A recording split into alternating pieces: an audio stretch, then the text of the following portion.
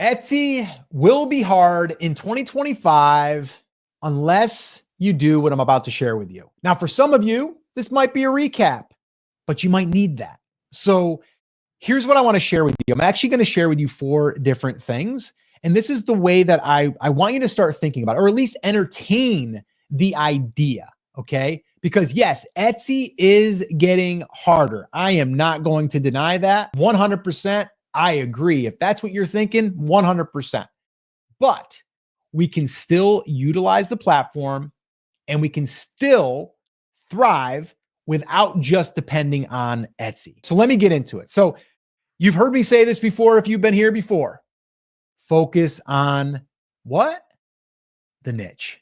All right. We want to focus on the niche, okay? Or the niche, or the nicho, however you want to say it. I know I always get a little flack here when I say niche. They're like, Scott, it's not niche, it's niche. Either one works, okay?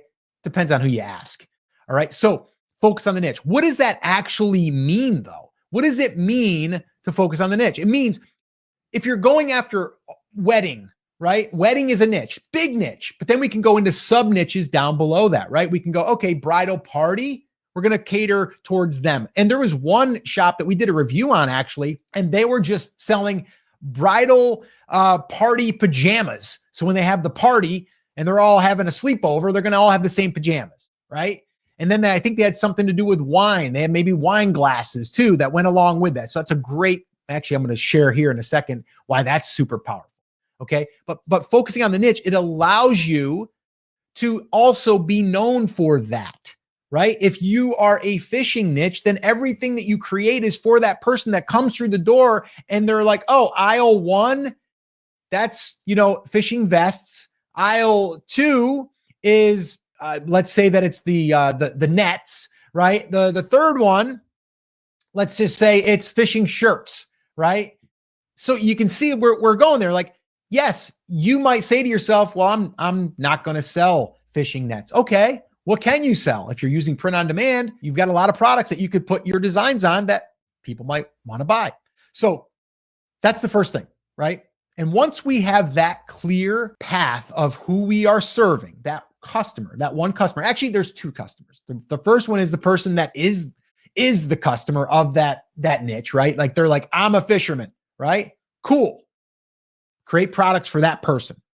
Then you also have the other person who's buying for that person, right? So that's kind of like 2 customers. And Etsy's platform, they're going hard right now on the gifting. So we definitely want to serve that customer as well. All right. So that's the first thing. Focus on that niche. The second thing is focus on products that are in demand and don't worry so much in the very beginning about just throwing a whole bunch up there and seeing what sticks, right? To me, it's a lot of wasted time. And yes, there's going to be a lot of people doing that, but I would rather focus on 3 to 5 products to start. We can always add products. Okay. And those 3 to 5 products, we want those to have the demand, meaning we know people are searching for those. People want to know, like, what does demand mean? It means people are actually actively looking for that product. Now, with that being said, once we have that flow of traffic coming in the door, we want to also fill the aisles with other things that they might not have been thinking about that they might want to buy.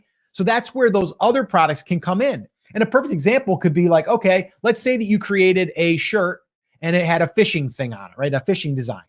And then you took that same design, you're like, I can put that on an apron because it's so easy to do inside of Printify, right? We can just go ahead and put it on there. We'll add that to that. Why not? Oh, and you know what? We'll take that and we'll put it on a throw pillow because someone might have maybe it's a lake house and they want to put that on the couch. We'll do that one too because we got it. It's not hard to do. Right now we got 3 products. One of them might be in demand actively that we can actually do the research on, but the other 2 are just, they're there. Okay. Because we know that customer is into fishing. They might be interested in those things, but that's how I would approach that. Okay. Is starting with at least 3 to 5 products that have good demand. People are searching for the products actively, right? And you do this research using a tool like Everbee. If you're not yet using Everbee, here's a little shameless plug.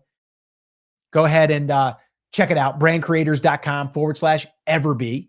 All right. You can sign up for free and try it. You'll probably want to upgrade because there's a whole bunch of filters and a whole bunch of different metrics that you can look at that can help you kind of take the guesswork out of it. All right. But again, I'm not going to sit here and sell you on it. If you want to give it a try, brandcreators.com/Everbee. Yes, if you go through that, just to be fully transparent, we are an affiliate for that and we will earn a small commission. And yes, you will buy us a cup of coffee and we appreciate it. It supports the channel.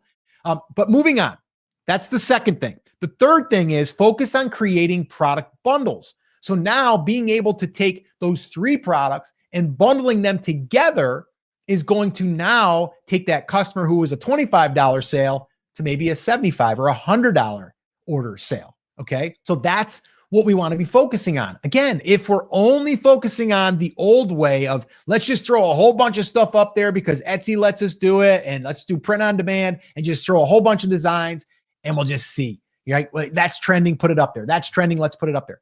That's not going to win. Okay. That's going to be hard. Everyone's doing that. And you might get one that takes off. And then as soon as it takes off, people are going to see it and they're going to rip you off. Okay. And they're going to basically copy it. It happens every single day. All right. So focus on creating product bundles. And by the way, Etsy now has a feature where you can actually promote your bundles, which is pretty cool. Okay. So that's the third thing. And the fourth thing is focus on email marketing. Okay. And selling to those customers again. All right. And I know a lot of people are like, well, email marketing, they don't let you do it on Etsy. And I've talked about this extensively here on the channel. I'm not going to go too deep on it, but here's what I'm going to say. Etsy just wants you to get permission to send them emails. How do you do that? You basically offer them something in return for their email address. You don't just blindly start emailing your customers. That is a no-no. Etsy doesn't want you to do that. I don't want you to do that. That'll get you in trouble. Don't do that. Okay. But what you can do is on your little welcome message that you send out to all your customers, you can invite them to your VIP club, or you can invite them to buy again with a 25% off discount. And then what you would do is just create a little page that would allow them to enter their name and email address. And you can do that simply, again, talking about Everbee, they have a little, another sub tool in there. It's called their Everbee email platform, where now you can build these pages within a few clicks and start collecting those email addresses. It even gives you your own unique link that you can share. And then from there, boom, you go ahead and get them on an email list because they signed up for it. They raised their hand. They gave you permission. And if you need help with email, by the way, I've got a free resource for you. Just put email in the comments and I'll send it to you. It's a full playbook, shows you how to collect emails and how we do it off of Etsy, and don't even use Etsy for that. But if you want to get that, just put email in the comments and we'll send you a copy. All right. But those are the things that if you do, that's building a real business, by the way. That's like business building 101, but a lot of Etsy sellers aren't doing that. Okay. So if you want to survive and thrive in 2025 and also build something that could be, well, you could take all your products, you could take your email list and you could bring it over here on Shopify when you're ready, right? You don't have to just be on one platform, and you've built an asset with the email that now you own and you control. So if something did happen with your Etsy account, you've got that. You've always got that. And you've got your products that you've created because we're using print on demand. All right. But that's what I would do. And that's what I think will help you not have to worry so much about all the competition that's coming in, and really how you can survive and thrive in 2025 on Etsy.